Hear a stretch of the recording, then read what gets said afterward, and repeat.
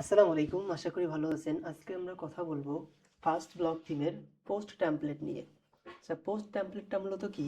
আমরা যখন কোনো একটা ব্লগ ওয়েবসাইটের মধ্যে ভিজিট করি, সেখান থেকে যে একটা পোস্ট ওপেন করার মধ্যে যে পোস্টটা দেখতে পাই সেটা হচ্ছে পোস্ট টেমপ্লেট। এটাকে আপনারা চাইলে পোস্ট পেজও বলতে পারেন। তো এটা মেনলি হচ্ছে পোস্ট টেমপ্লেট। তো ফার্স্ট ব্লগ থিমের মধ্যে রেডিমেড 60টা ব্লগ পোস্ট বা ব্লগ পোস্ট টেমপ্লেট বানানো আছে। তো আপনারা চাইলে এই শার্টটাকে কাস্টমাইজ করে আপনার ওয়েবসাইটে ইউজ করতে পারেন এবং শার্টটার আপনি যেটা এখন আচ্ছা, এই ওয়েবসাইটের জন্য এখন পোস্ট টেমপ্লেট 4 সিলেক্ট করা আছে। তো এই কারণে এটা দেখতে এমন লাগতেছে। তো আমরা এখন দেখব যে ফার্স্ট ব্লক থিমের পোস্ট টেমপ্লেটটাকে কিভাবে আমরা কাস্টমাইজ করতে পারি। তো প্রথমে যদি আমরা 1 নম্বর পোস্ট টেমপ্লেটটাতেই যাই, এটা যদি আমি এখান থেকে কাস্টমাইজে ক্লিক করি, তাহলে আমরা দেখতে পাবো যে পাশে আমরা এখান থেকে এডিটিং প্যানেলটা দেখতে পাচ্ছি এবং এই সেটে আমরা প্রিভিউটা দেখতে পাচ্ছি। এবং ফার্স্ট এই পোস্ট টেমপ্লেটের বা পোস্ট পেজের মোবাইল ভিউটা কেমন হবে আমরা কিন্তু সেটাও এখান থেকে দেখতে পাচ্ছি। তো আমরা খুব সহজেই ডেস্কটপ এবং মোবাইলের জন্য কাস্টমাইজ করতে পারবো। তো এখান থেকে আমরা দেখতে পাচ্ছি ফন্টের ওয়েট, যে ফন্ট আছে এখানে হেডিং ফন্ট আছে, সেই হেডিং ফন্টের আমরা ওয়েট এখান থেকে কমাইতে পারবো, বাড়াইতে পারবো।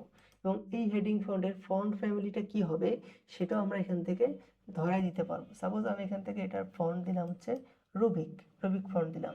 এবং এই ফন্ট ফ্যামিলির এই ফন্টের টাইটেলের মধ্যে যে লাইন হাইটটা আছে আমরা চাইলে সেটাও এখান থেকে কন্ট্রোল করতে পারি। তো ফুললি কাস্টমাইজেবল। সেমভাবে এখানে যে পোস্টের যে কন্টেন্টটা আছে সেই কন্টেন্টের ওয়েট কতটুকু হবে আমরা সেটা এখান থেকে সিলেক্ট করতে পারি। বাই ডিফল্ট এটা 400 পিক্সেলই 400ই থাকে। চাইলে আপনি বাড়াইতে পারেন, কোনো কোনো ওয়েবসাইটে 500 পর্যন্ত রাখতে পারে। তো সেটা আসলে ফন্ট সাইজটা এটা ডেস্কটপে কত হবে আমরা সেটা এখান থেকে সেটা বলে দিতে পারি। পাশাপাশি মোবাইলে এটার সাইজ কত হবে আমরা সেটাও বলে দিতে পারি। এবং এটার লাইন হাইট কত হবে তো সেটাও এখান থেকে কমাইতে বাড়াইতে পারি। তো সবকিছু সুন্দর মতো কাজ করতেছে। তো আপনারা যদি চান যে এখান থেকে ফিচার ইমেজটা আপনি শো করাবেন না, আপনার ব্লগ পোস্টের মধ্যে যে পোস্ট টেমপ্লেট আছে বা পোস্ট পেজ আছে সেখানে ফিচার ইমেজের দরকার নেই। তো আপনারা এখান থেকে চাইলে ফিচার ইমেজটাকে ডিসেবল করে দিতে পারেন, তাহলে আর এখানে ফিচার ইমেজ শো হবে না।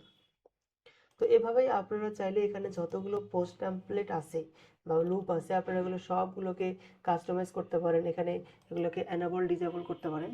এভাবে আপনি আপনাদের নিজের চাহিদা মতো আপনারা এই থিমের পোস্ট টেমপ্লেটটাকে কাস্টমাইজ করে নিতে পারেন।